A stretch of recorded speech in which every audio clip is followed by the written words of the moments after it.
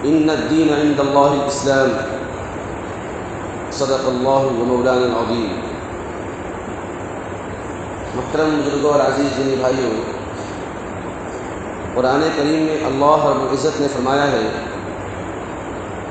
کہ دین میں اللہ کے نزدیک جو عظیم المرتبت دین ہے وہ اسلام ہے۔ ان الدین عند اللہ الاسلام، یہ بے شک مذہب اللہ کے نزدیک جو ہے وہ اسلام ہی ہے۔ اسلام ہی اللہ کا پسندیدہ مذہب ہے۔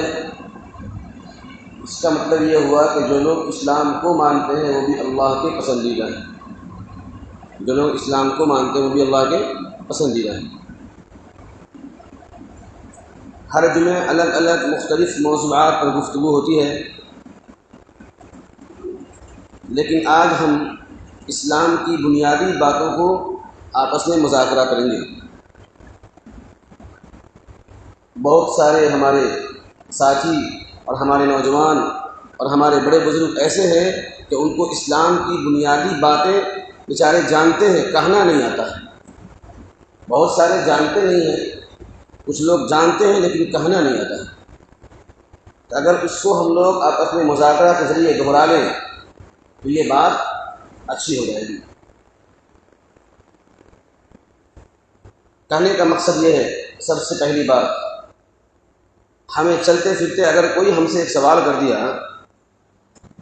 کہ اسلام کیا ہے تو ہم کیا جواب دیں گے؟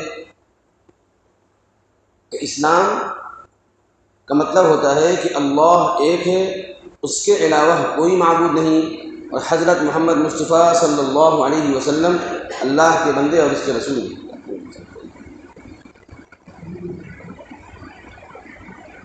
اگر آپ سے اور ہم سے کوئی پوچھ لیا، جیسے میں نے ہی کسی ساتھ اپنے گاؤں کے بڑے بزرگ سے، ایک دو آدمی سے میں نے پوچھا تھا کہ چچا یا بھیا تہار مذہب کا ہے، تو انہوں نے مجھ کو جواب دیا تھا کہ میرا مذہب مسلمان ہے، میرا مذہب مسلمان ہے۔ تو اس کا جواب صحیح نہیں ہوا، کیونکہ ہمارا مذہب مسلمان نہیں ہے۔ اگر ہم سے کوئی پوچھتا ہے کہ چچا آپ کا مذہب کیا ہے، جواب یہ ہوگا کہ ہمارا مذہب اسلام ہے، ہمارا مذہب اسلام ہے۔ اسلام کا مطلب کیا ہے؟ تو اس کا جواب ہوگا کہ اسلام کا مطلب ہے لا الہ الا اللہ محمد الرسول اللہ۔ اسلام کا مطلب ہوا کہ اللہ کے علاوہ کوئی معبود نہیں، حضرت محمد مصطفیٰ صلی اللہ علیہ وسلم اللہ کے بندے اور اس کے رسول ہیں۔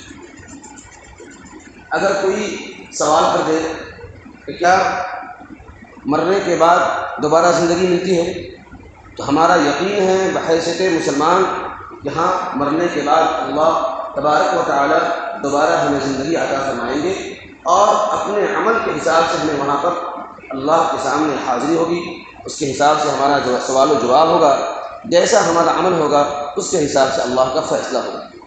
یہ بنیادی باتیں ہیں جو ہم سے کوئی بھی پوچھ سکتا ہے، لیکن ہمارے بہت سارے ساتھی جانتے ہیں تو کہنا نہیں آتا، کچھ لوگ جانتے نہیں، اس لیے میں نے سوچا کہ اس کا مذاکرہ کر لینا ضروری ہے۔ اسی طریقے سے ہمارے یہاں ایک بات بہت ذکر میں رہتی ہے، فرشتہ فرشتہ فرشتوں کی مدد آئی، فرشتوں کی مدد آئی۔ اگر کسی نے ہم سے پوچھ لیا کہ بھائی فرشتہ کسے کہتے ہیں، تو ہم کہیں گے فرشتہ فرشتہ، اس کا تو جواب نہیں ہوا فرشتہ فرشتہ۔ فرشتہ کا مطلب ہوا اللہ تبارک و تعالیٰ کی نورانی مخلوق، اللہ تبارک و تعالیٰ کی نورانی مخلوق، اس کو فرشتہ کہتے ہیں۔ ایک ایسی مخلوق جس کو بھوک نہیں لگتی، ایک ایسی مخلوق جس کو پیاس نہیں لگتی، ایک ایسی مخلوق جس کو نیند نہیں آتی، وہ فرشتہ ہے جس کو اللہ تبارک و تعالیٰ نے نور سے پیدا کیا ہے۔ خوب دھیان سے ایک بات سنیے گا، ایک دم بنیادی چھوٹی چھوٹی باتیں ہیں لیکن بہت اہم بات ہے۔ ایک اللہ کی مخلوق ہے انسان، جیسے ہم لوگ ہیں۔ اللہ تبارک و تعالیٰ نے ہم لوگوں کو مٹی سے پیدا کیا ہے۔ ایک اللہ تعالیٰ کی مخلوق ہے جنات، اللہ تبارک و تعالیٰ نے ان کو آگ سے پیدا کیا ہے۔ تو تین طرح کی مخلوق ہوئی، ایک مخلوق فرشتہ تھی، اللہ تبارک و تعالیٰ نے ان کو نور سے پیدا کیا ہے۔ دوسری مخلوق انسان ہے، حضرت آدم علیہ السلام، اللہ تبارک و تعالیٰ نے ان کو مٹی سے پیدا کیا ہے۔ تیسری مخلوق جنات ہے، اللہ تبارک و تعالیٰ نے ان کو آگ سے پیدا کیا، آگ سے پیدا کیا۔ ایک ہم لوگ آپس میں گفتگو کرتے ہیں، صحابہ کی باتیں، میرے صحابہ ستاروں کے مانند ہیں، جن کی بھی اقتدا کرو گے راستہ پا جاؤ گے۔ تو اگر ہم کہیں پر کھڑے ہو کر صحابہ کی بات کر رہے ہیں تو کوئی ہم سے پوچھ دے کہ صحابہ کہتے کس کو؟ صحابہ کا مطلب کیا ہے؟ صحابہ ہمارے اور آپ کی طرح انسان تھے، لیکن ہم امتی ہو گئے اور وہ امتی میں سے صحابی کا لقب حاصل کر لیے۔ فرق کیا ہوا؟ جواب اس کا یہ ہے کہ صحابی اس شخص کو کہتے ہیں، جو نبی اکرم صلی اللہ علیہ وسلم سے ملاقات کیا ہو، نبی اکرم صلی اللہ علیہ وسلم سے ملاقات کیا ہو اور آپ صلی اللہ علیہ وسلم پر نازل شدہ قرآن پر ایمان لایا ہو، اور آپ صلی اللہ علیہ وسلم کی ذات اقدس پر بھی ایمان لایا ہو، اور ایمان کی حالت میں ان کا انتقال بھی ہوا، ہو، وہ صحابی، وہ کیا ہے؟ صحابی۔ لہذا ویس قرنی جیسے لوگ، بڑے بڑے لوگ جنہوں نے اللہ کے نبی صلی اللہ علیہ وسلم سے ملا نہیں، لیکن اللہ کے ولی کتنے بڑے تھے، تو صحابی کا لقب ان کو نہیں ملا۔ تو صحابی کا لقب ان کو ملے گا جو آپ صلی اللہ علیہ وسلم سے ملے ہوں، آپ صلی اللہ علیہ وسلم پر جو قرآن کی آیتیں نازل ہوتی تھی ان پر بغیر کسی شک و شبہ کے یقین رکھتے ہوں، آپ صلی اللہ علیہ وسلم پر ایمان رکھتے ہوں اور ایمان کی حالت میں انتقال بھی فرمائے۔ ورنہ بہت سارے لوگ ایسے تھے جنہوں نے شروع میں آپ صلی اللہ علیہ وسلم پر ایمان لایا، لیکن بعد میں شیطانی وساوس کی وجہ سے مرتد ہو گئے، اب وہ صحابی نہیں ہے۔ صحابی ہونے کے لیے شرط نبی اکرم صلی اللہ علیہ وسلم سے ملنا اور نبی پر ایمان لانا اور ایمان کی حالت میں مرنا، یہ شرط۔ پیغمبر، نبی، رسول، اس کی ہم لوگ باتیں کرتے ہیں کہ نبی ہمارے انبیاء، نبی کی جمع انبیاء، ہمیں انبیاء پر یقین کرنا چاہیے، جو ایک بھی نبی کا انکار کر دے وہ کافر ہے۔ اگر حضرت محمد مصطفیٰ صلی اللہ علیہ وسلم کی امتی کا ایک فرد حضرت عیسیٰ علیہ السلام کا انکار کر دے وہ کافر ہے، حضرت موسیٰ علیہ السلام کا انکار کر دے وہ کافر ہے، حضرت داؤد علیہ السلام کو نہ مانے وہ کافر ہے، کیونکہ تمام نبیوں پر ایمان لانا ضروری ہے۔ کیسے؟ ایمان مفصل میں اس کو پڑھتا ہوں، پھر اس کا ترجمہ کر کے آپ کو سمجھاتا ہوں کہ ایک مسلمان کو مسلمان رہنے کے لیے کتنی چیزوں پر ایمان رکھنا ضروری ہے، اس کو سنیے گا۔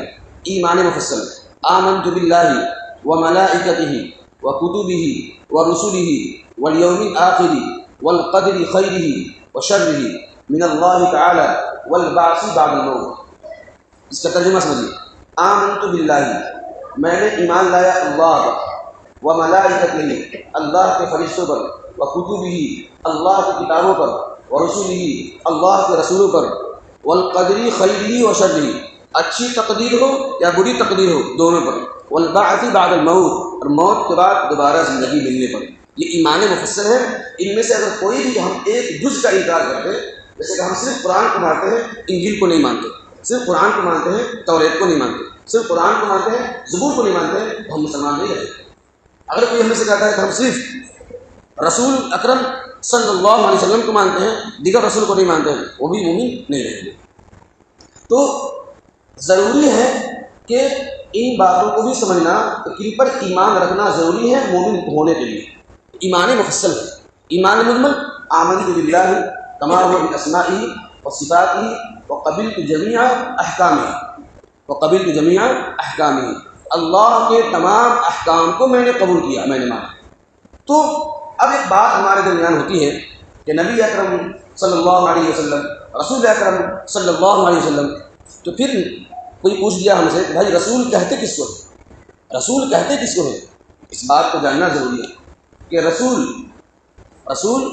اللہ کے اس نیک بندے کو کہتے ہیں جس کو اللہ تبارک و تعالیٰ کے فرشتے حضرت جبرائیل علیہ السلام اللہ کے پیغام ان تک پہنچاتے ہوں اور ان پر کوئی کتاب نازل ہوئی، وہ کیا ہے؟ رسول ہے۔ حضرت زکریا علیہ السلام نبی ہیں، رسول نہیں ہے۔ نبی اسے کہتے ہیں کہ جو رسول اللہ صلی اللہ علیہ وسلم پر جس طرح قرآن شریف نازل ہوا تھا، ویسے ہی دوسری کتابوں کی شریعت کو آگے بڑھاتے ہوں، اس طریقے سے اب نبی تو نہیں آئیں گے، اب تو قرآن کی مکمل شریعت کے آگے بڑھانے کی ذمہ داری اللہ تبارک و تعالیٰ نے اپنے پیغمبر کی زبانی یہ فرما دیا کہ اب میری شریعت کو آگے بڑھانے کی جو ذمہ داری، جو ٹھیکیداری ہے، یہ علماء کی ہے، یہ علماء کی ہے۔ العلماء ورثۃ الانبیاء، کہ علماء یہ نبیوں کے وارث ہوں گے۔ اب یہ حضرت محمد مصطفیٰ صلی اللہ علیہ وسلم کی شریعت کو پوری دنیا میں عام کریں گے، کیونکہ اب دوسرا کوئی نبی آنے والا نہیں ہے۔ ما كان محمد ابا احد من رجالكم ولكن رسول اللہ وخاتم النبیین۔ اب نبیوں پر مہر لگ گیا، اب نبیوں کا دروازہ بند، رسولوں کا دروازہ بند، کتابوں کو اترنے کا دروازہ بند، اب کوئی نبی آنے والا نہیں ہے۔ اب اس نبی کے کام کو نبی کے امتی کے ذمہ اللہ تعالیٰ نے چھوڑ دیا ہے کہ نبی کے کام کو نبی کے امتی کہیں گے، کریں گے، کہیں گے، پڑھیں گے، پوری ذمہ داری اب ان کی ہوگی۔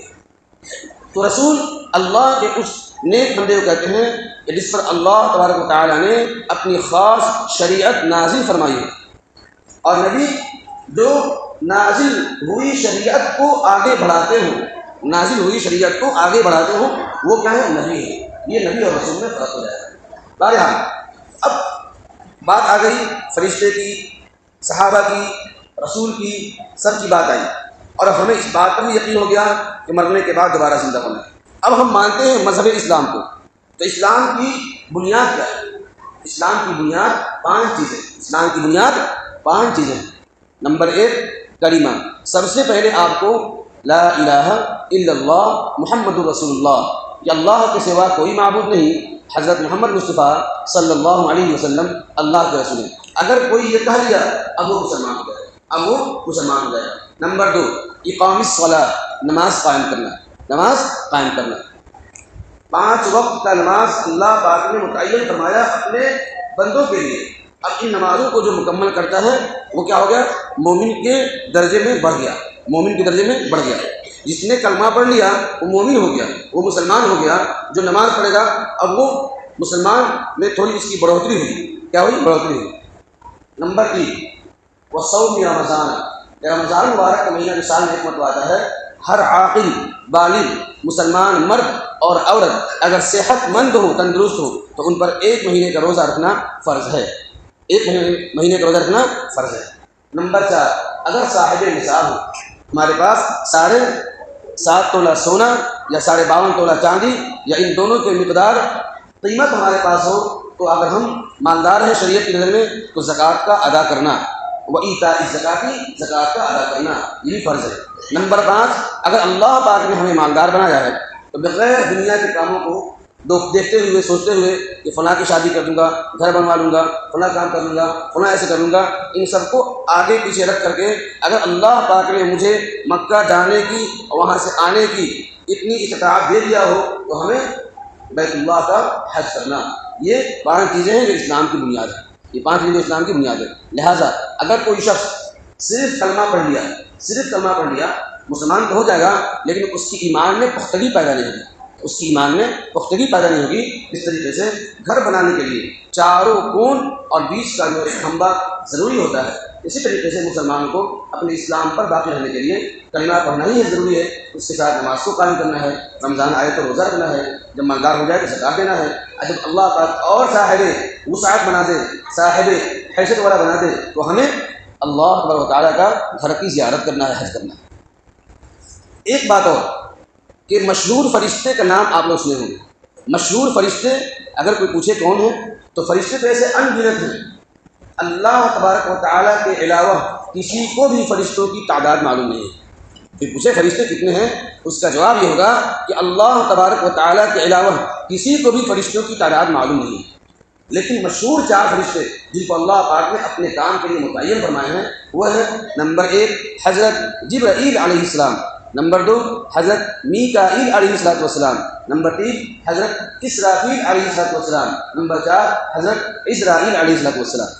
مختصراً یہ سمجھ لیجیے کہ ان 4 فرشتوں میں سے جو پہلے فرشتے ہیں حضرت جبرائیل علیہ السلام، ان کا کام یہ ہے، ان کی ڈیوٹی یہ ہے کہ یہ اللہ کے پیغام کو، اللہ کی باتوں کو اللہ کے خاص بندے رسولوں تک یہ لا کر پہنچاتے تھے، جس کو ہم لوگ کہتے ہیں وحی، اس کو ہم لوگ کیا کہتے ہیں؟ وحی۔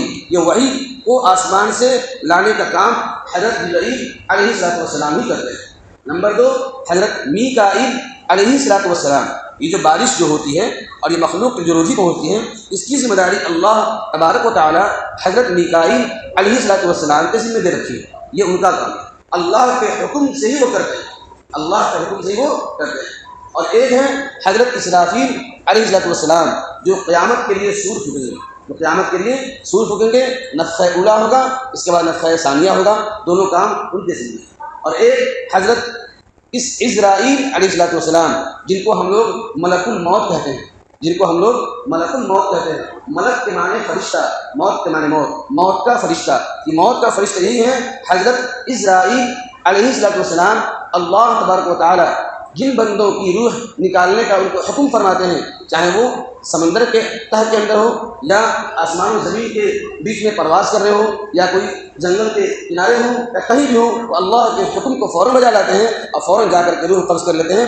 حضرت عزرائیل علیہ السلام، یہ دین کی موٹی موٹی باتیں تھیں جو میں نے آپ حضرات کے سامنے رکھی ہیں، اور جن کو معلوم ہو الحمدللہ، جن کو معلوم نہ ہو کوشش کریں کہ دین کی بنیادی باتیں، فرشتے، صحابہ، رسول، پیغمبر اسلام کی بنیادی باتیں سیکھنے کی کوشش کریں۔ اللہ تبارک و تعالیٰ ہم سب کو دین کی تھوڑی تھوڑی موٹی موٹی باتیں سیکھنے کی توفیق نصیب فرمائے۔ آمین۔ وآخر دعوانا ان الحمدللہ رب العالمین۔